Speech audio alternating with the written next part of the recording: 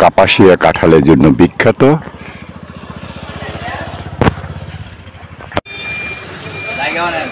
কাঁঠালের বাজার। আমি কথা বলছি এই মুহূর্তে গাজীপুর জেলার কাপাসিয়া উপজেলার রায়দ ইউনিয়নের রায়ত বাজার থেকে। ঐতিহাসিক কাঁঠালের বাজার। বাংলাদেশে যেখানে আছেন, যে প্রান্ত থেকে আপনারা আমার এই ভিডিওটি দেখছেন, সবাইকে আমার আন্তরিক শুভেচ্ছা এবং ধন্যবাদ। যারা আমার ভিডিওটি ইউটিউবে সাবস্ক্রাইব করেছেন তাদেরকে অসংখ্য ধন্যবাদ। আর যারা এখনো করেননি তাদেরকে অনুরোধ করব, যদি ভালো লাগে ভিডিওটি সাবস্ক্রাইব করবেন, লাইক দিবেন, কমেন্ট দিবেন। আমি এখন রায়ত বাজারে আছি। এই বাজারটা সপ্তাহে রবিবার এবং বৃহস্পতিবারে বসে। কাপাসিয়া উপজেলায় কাঁঠালের জন্য বিখ্যাত যে কতগুলো বাজার রয়েছে তার মধ্যে এই রায়ত বাজারটি অন্যতম। এখন এখানে সকালে কাঁঠাল কেনা হয়েছে, যারা গাছ থেকে কাঁঠাল পেড়ে এনে বিক্রি করেছে তারা এখন এই কাঁঠালগুলো চলে যাবে দেশের বিভিন্ন অঞ্চলে। এখানে ট্রাক ভর্তি করা হয়েছে। আমি তাদের সাথে কথা বলবো, জানতে চাইবো যে কাঁঠালের দামগুলো কেমন। এই কাঁঠালগুলো যিনি কিনেছেন আমি এখন ওনার সাথে কথা বলবো। আপনারা গত ভিডিওটা আমার দেখেছেন এই রায়ত বাজারকে নিয়ে, সেই ভিডিওটা ভাইরাল। আপনারা যারা অসংখ্য মানুষ দেখেছেন সবাইকে আমার আন্তরিক শুভেচ্ছা। আমি আবার সেই মানুষটির কাছেই ফিরে এসেছি। তিনি আজকে অনেকগুলো কাঁঠাল কিনেছেন, ওনার সাথে আমি কথা বলবো।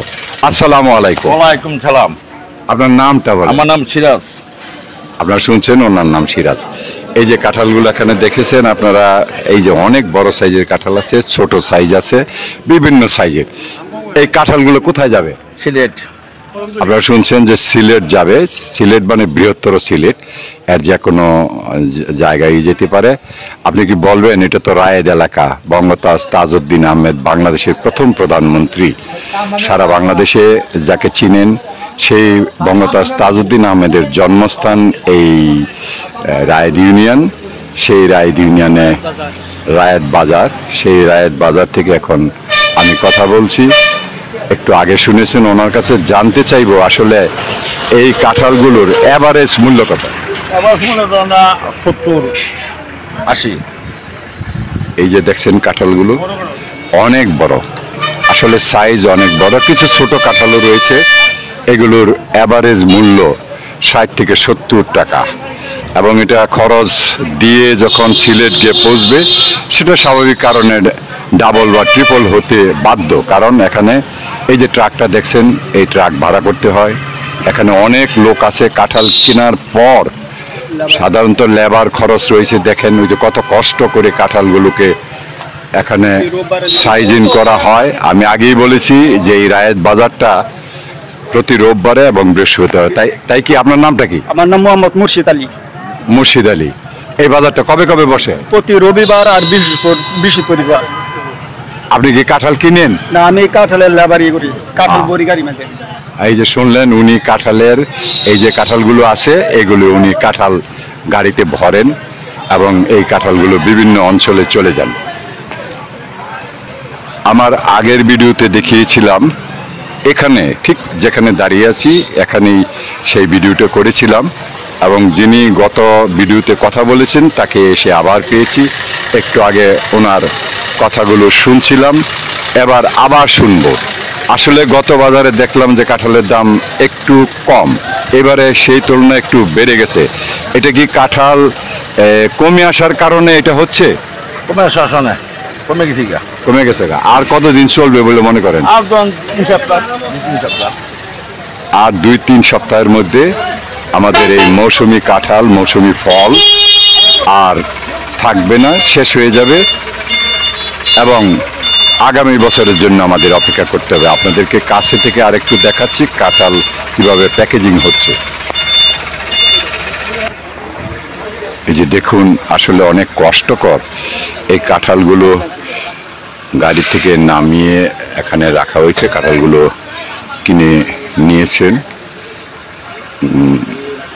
কৃষকরা তাদের গাছ থেকে কাঁঠাল পেরে এনে এখানে বিক্রি করেছেন। এই যে স্তূপাকৃতি আকারে এখানে রাখা হয়েছে, আর এই কাঁঠালগুলোর সাইজ দেখে দেখে এই যে গাড়িতে ভর্তি করা হচ্ছে। বলাই বাহুল্য এই লাল মাটির এলাকার কাঁঠাল অত্যন্ত সুস্বাদু, এতে কোনো সন্দেহ নেই। এখন গ্রাম বাংলায় আসলে এই দৃশ্যগুলো আপনাদের চোখে পড়বে। এই রায়েত বাজারে এই যে দেখেন কাঁঠাল ভরে ভরে নিয়ে আসছে, অটোগুলোতেও কাঁঠাল, শুধু কাঁঠাল আর কাঁঠাল। সামনে আরও কাঁঠাল রয়েছে এই বাজারেই, সেটার জন্য অন্য একটা ভিডিওতে আপনাদেরকে দেখাবো। আপনারা ভালো থাকবেন, ভালোবাসায় থাকবেন।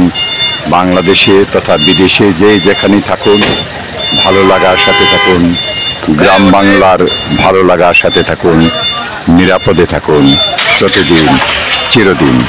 চৌধুরী ব্লগ থেকে আমি আলী হোসেন চৌধুরী আপনাদেরকে আবারও শুভেচ্ছা, কৃতজ্ঞতা এবং ধন্যবাদ আমার চ্যানেলটি দেখার জন্য, আমার ভিডিওগুলো দেখার জন্য। ভালো থাকবেন প্রতিদিন। আল্লাহ হাফেজ।